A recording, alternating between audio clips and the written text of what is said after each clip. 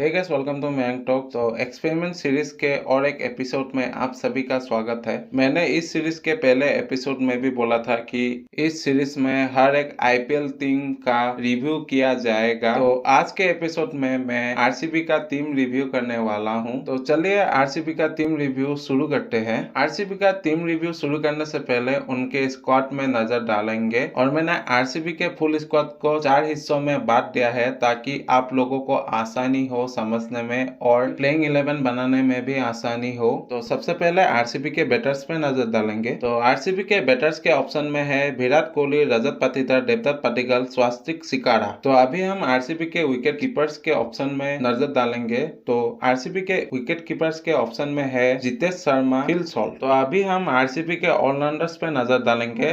तो आरसीबी के ऑलराउंडर्स के ऑप्शन में है Liam Livingstone, Kunal Pandya, Tim David, Jacob Bethell, Romario Shepherd, Swapnil Singh, Manoj भोंदेज। अभी हम आरसीबी के बॉलर्स में नजर डालेंगे। तो आरसीबी के बॉलर्स के ऑप्शन में है जोश हेजलवुड, भुवनेश्वर कुमार, राशिक दार, यश दयाल, सुयश शर्मा, लुंगी इंगिडी, नुमान तुषारा, अभिनंदन सिंह, मोहित राठी। तो मैंने आरसीबी का पूरा फुल स्क्वाड मैंने बोल दिया है। अभी मैं फाइनली आरसीबी का टीम रिव्यू करूंगा। तो मुझे लगता है कि आरसीबी के मैनेजमेंट द्वारा इस बार आरसीबी का स्क्वाड बहुत ही ज्यादा बैलेंस बनाया गया है। इसका मेरे पास रीजन है। देखो, आईपीएल के ऑक्शन के टाइम में आरसीबी के मैनेजमेंट को बहुत ही ज्यादा ट्रोल किया गया था, लेकिन ऑक्शन के खत्म होने तक आरसीबी के मैनेजमेंट ने हार नहीं माना और आरसीबी की मैनेजमेंट बैलेंस टीम बनाने में सक्सेसफुल रही। और आरसीबी की स्क्वाड कैसे बैलेंस नजर आ रही है उसका भी मैं रीजन बताने जा रहा हूँ। सबसे पहला रीजन है बैटिंग लाइनअप। बैटिंग लाइनअप में बहुत ही ज्यादा डेप्थ नजर आ रहा है और मुझे लगता है कि आरसीबी में वो फिनिशिंग का प्रॉब्लम नहीं दिख रहा है। और मुझे लगता है कि आईपीएल के बहुत सारे टीमों में फिनिशिंग का प्रॉब्लम दिख रहा है, लेकिन मुझे लगता है कि आरसीबी ने फिनिशिंग का प्रॉब्लम सॉर्ट आउट कर दिया है टीम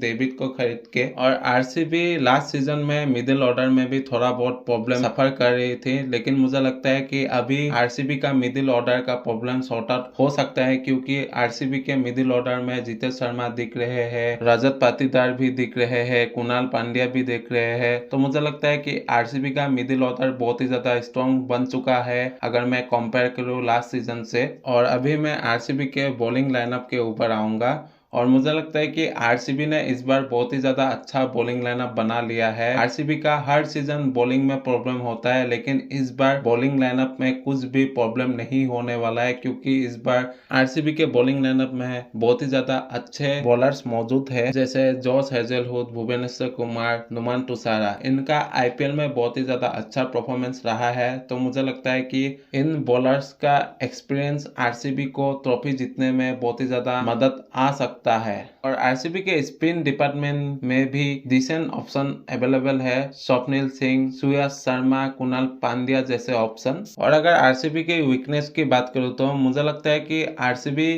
कहीं ना कहीं बैकअप लेने में उतना ज्यादा सफल नहीं रही है। तो मुझे लगता है कि कहीं ना कहीं अगर आरसीबी के किसी भी अच्छे प्लेयर का इंजरी होता है तो कहीं ना कहीं उनका रिप्लेसमेंट आरसीबी स्क्वाड में मौजूद नहीं है। आरसीबी के स्क्वाड में बैकअप प्लेयर्स है, लेकिन उतने ज्यादा अच्छे एक्सपीरियंस बैकअप प्लेयर नहीं है।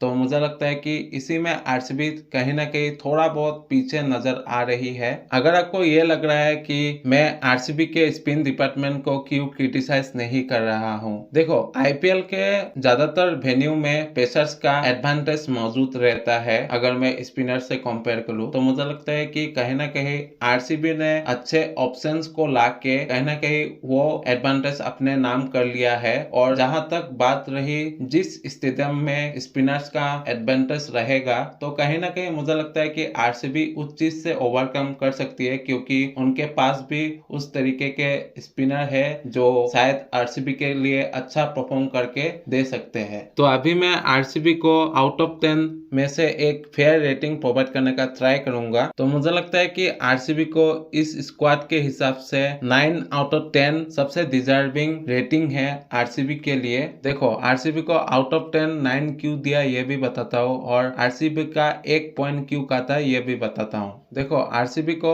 आउट ऑफ 10 9 इसलिए मैंने दिया है क्योंकि आरसीबी ने इस सीजन के स्क्वाड में बहुत ही ज्यादा इंप्रूवमेंट लाया है, बॉलिंग में भी, बैटिंग में भी और ऑलराउंडर पोजीशन में भी। तो मुझे लगता है कि आरसीबी कहीं ना कहीं डिजर्व करती है 9 आउट ऑफ 10। और अभी बताता हूँ कि आरसीबी का मैंने 1 पॉइंट क्यों काटा है। देखो, आरसीबी ने एक अच्छा स्क्वाड बनाया है लेकिन बैकअप ऑप्शन में अच्छा प्लेयर्स नहीं खरीदा है। तो मुझे लगता है कि कहीं ना कहीं आरसीबी उस चीज में थोड़ा बहुत फंस सकती है और मैंने आरसीबी का 1 पॉइंट इसी कारण से काटा है। और अभी मैं आरसीबी का प्लेइंग 11 क्या हो सकता है ये भी प्रेडिक्ट करने का ट्राई करूंगा। तो आरसीबी का प्लेइंग 11 कुछ ऐसा हो सकता है मेरे हिसाब से। ओपनिंग में फिल सॉल्ट और देवदत्त पाडिक्कल। मुझे पता है कि विराट कोहली को भी ओपन कराया जा सकता है लेकिन मुझे लगता है कि देवदत्त पाडिक्कल का परफॉर्मेंस ओपनिंग स्लॉट में ज्यादा अच्छा आया है। तो मुझे लगता है कि आरसीबी चाहेगी कि देवदत्त पाडिक्कल ओपनिंग स्लॉट में ही खेले। अगर मैं फिल सॉल्ट की बात करूं तो मैं फिल सॉल्ट के लिए भी सेम ही स्टेटमेंट देना चाहूंगा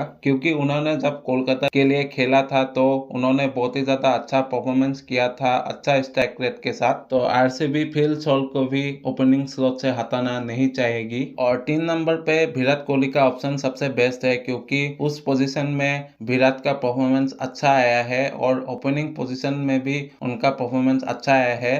तो मुझे लगता है कि दोनों ही पोजीशन में विराट कोहली खेल सकते हैं। तो विराट को ज्यादा फर्क नहीं पड़ेगा अगर वो 3 नंबर के पोजीशन में खेले तो। और मुझे लगता है कि 4 नंबर में रजत पाटीदार का ऑप्शन बहुत ही ज्यादा अच्छा है क्योंकि उस पोजीशन में उनका भी परफॉर्मेंस अच्छा आया है। और मुझे लगता है कि 5 नंबर पोजीशन में लिविंगस्टन फिट बैठेंगे क्योंकि उनका नेचर है अच्छे स्ट्राइक रेट के साथ बैटिंग करना। और छठे नंबर में मैं कुणाल पांड्या को रखना चाहूंगा। वो बॉलिंग भी कर देंगे और बैटिंग भी अच्छा कर सकते हैं और मुझे लगता है कि कुणाल पांड्या छठे पोजीशन के लिए एक बेस्ट ऑप्शन है। और 7 नंबर में मैं टिम डेविड को रखना चाहूंगा क्योंकि उनका फिनिशिंग का काम है और वो अच्छे से फिनिश भी कर सकते हैं। और 8 नंबर से मैंने बॉलर्स को रखा है भुवनेश्वर कुमार, हेजलवुड, सुयश शर्मा और यश दयाल। और इम्पैक्ट प्लेयर के रूप में मैं नुमान तुषारा को लाना चाहूंगा ताकि बॉलिंग लाइनअप में भी बैलेंस हो जाए। और आरसीबी के लिए ये प्लेइंग 11 बहुत ही ज्यादा स्ट्रॉन्ग नजर आ रहा है। बैटिंग लाइनअप में भी डेप्थ नजर आ रहा है, बॉलिंग लाइनअप में भी अच्छा नजर आ रहा है और एक बैलेंस प्लेइंग 11